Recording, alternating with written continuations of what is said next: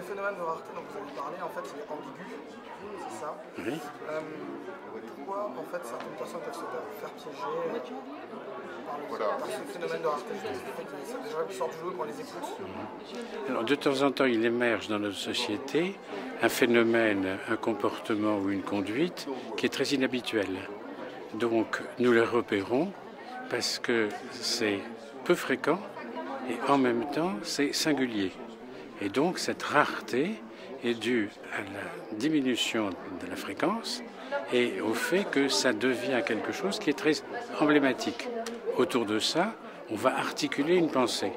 Mais pour trouver un élément qui est nouveau, puisqu'il est nouveau, nous avons des difficultés à le définir.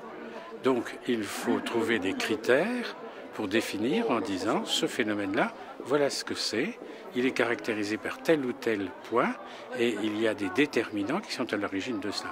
Donc pour rechercher la rareté, on se trouve dans deux situations paradoxales, dire je suis choqué, je suis interrogé, je suis surpris, et la deuxième démarche c'est de quoi s'agit-il? À partir de ce moment-là, on peut voir quelle est la fréquence, quelle est l'occurrence de ce phénomène. Et par voie de conséquence, cette rareté qui apparaît comme quelque chose de provoquant peut être aussi quelque chose qui n'est pas provoquant mais qui montre que c'est un phénomène marginal. Si l'on trouve qu'il est provoquant, ça veut dire que ça va mobiliser la société. Si on trouve qu'il est marginal, on se dit c'est pas la peine de consacrer des forces considérables pour gérer un problème qui est un tout petit problème. Je vais prendre en dehors des organisations à caractère sectaire un exemple très simple. Le dopage sportif. On pense en France qu'il y a à peu près 100 sportifs qui sont contrôlés positifs.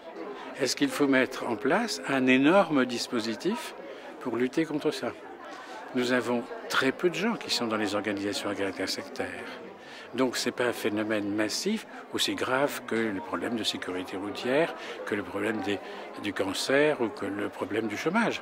Mais néanmoins, la rareté de ce phénomène fait qu'il devient un élément prégnant pour nous, un élément qui nous force à y porter intérêt. Et le fait de la rareté est quelque chose qui a une force et une puissance tout à fait extraordinaire de conviction, et donc de démarches et de politiques mises en place.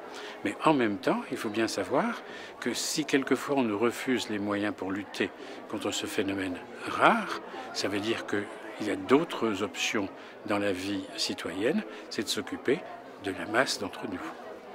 D'accord, merci. Est-ce que selon vous, quels sont les moyens pour lutter au mieux pour la dérive sectaire? Est-ce que c'est juste de la communication comme Alors, si l'on veut faire une prévention de ce qui se passe avec les dérives sectaires, on a plusieurs objectifs à coordonner. Une dérive sectaire, en fait, ce sont des dommages induits par un mode de fonctionnement d'un individu, d'un groupe ou d'une institution. Donc là, c'est le problème de la prévention des risques, de la prévention des dommages. Par contre, il y a une autre prévention qui est le fait que les gens ne puissent pas être convaincus par les propositions de personnes, de groupes ou d'institutions. Et il y a ensuite une troisième axe de la politique qui consiste à faire que l'on puisse mettre à distance, qu'il n'ait pas audience auprès du public, de ceux qui ont de tels messages et qui ont de telles intentionnalités. C'est fait qu'une politique ne peut pas se résumer à un seul objectif. Une politique, c'est un agrégat d'objectifs différents qui quelquefois apparaissent contradictoires. Faire de la prévention pour dire ceci est dangereux et faire de la prévention pour dire si jamais vous êtes dans une organisation à caractère sectaire, à ce moment-là je vais vous donner le déclic suffisant pour que vous puissiez vous interroger au moment où les dommages vont apparaître. Ce sont deux préventions différentes. Et ceci implique que les acteurs de cette prévention peuvent être extrêmement différents et il n'y en a pas de spécialisé. C'est toute la communauté, dans toute sa diversité, qui peut faire de la prévention. Et ceci implique aussi que si on veut qu'il n'y ait pas cette implantation de ces structures, de ces méthodes qui aboutissent à la survenue de dommages, il faut que chaque citoyen et citoyenne soit capable de développer un esprit critique face aux propositions que l'on fait. Si vous cliquez un site sur votre ordinateur, la première disposition que l'on doit développer chez la personne qui vient de cliquer, c'est de quoi s'agit-il? Est-ce que ce qui est écrit est quelque chose qui a une validité? Et est-ce que, pour avoir cette validité, je dois me fier rien qu'à ce site ou je dois aller explorer d'autres sites pour pouvoir me faire une opinion? Et mon opinion est toujours dans un contradictoire. Il y a des gens pour, il y a des gens contre. Et cela veut dire, par exemple, que nous devons mettre en place dans les médias des personnes qui vont parler pour les organisations à caractère sectaire. C'est parfaitement légitime.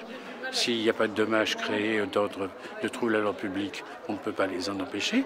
Mais en même temps, il faut qu'il y ait à côté toute une série d'acteurs, toute une série d'institutions, toute une série de structures étatiques qui puissent dire « interrogez-vous sur ce qu'on vient de vous dire, c'est pas tout à fait exact, c'est potentiellement dangereux, etc. » Et c'est ça l'esprit critique.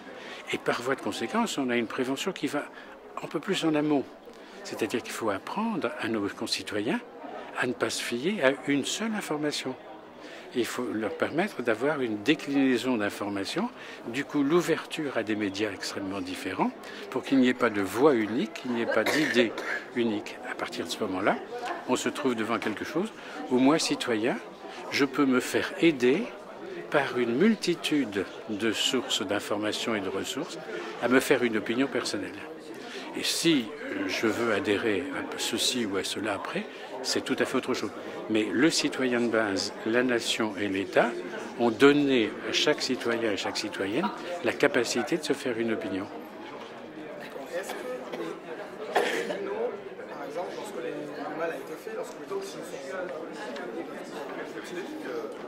s'engager dans les tribunaux ont la conscience et ont la possibilité d'aider, de juger en conscience ce qui se passe réellement? Est-ce que les lois sont en train de changer? Je sais que vous faites des choses aussi. Oui. Il y a aussi, est-ce que aussi au niveau de la justice, il faut qu'il y ait des avancées de ce côté-là aussi? Alors, lorsque un de nos citoyens, une de nos citoyennes a subi des dommages, elle est susceptible de demander réparation au travers de l'appareil législatif et judiciaire de notre pays. Ceci est parfaitement légitime. Il faut cependant savoir deux choses. Il est difficile pour un certain nombre de magistrats de repérer qu'il y a des dommages, ça c'est pas trop difficile, mais de repérer que ceci est lié à un mode de fonctionnement particulier qui met les gens sous emprise mentale. Donc il y a une éducation des magistrats, une éducation des policiers pour permettre d'identifier qu'il s'agit bien d'un état d'emprise mentale mis en place par une personne ou une institution qui a créé des dommages. Mais la justice ne s'occupe pas de ça. La justice s'occupe de dire quel est le dommage, je veux l'identifier, je veux identifier quel est l'auteur de ce dommage et je veux identifier le préjudice. Et donc je ne me concentre et je n'indemnise que le préjudice, mais pas l'organisation qui est la manière et les gens qui sont... Par contre, si un dommage est imputable, à ce moment-là, on peut arrêter, on peut ennuyer la personne qui est à l'origine. Mais la justice ne répare jamais cette dimension psychologique d'avoir été mise sous emprise.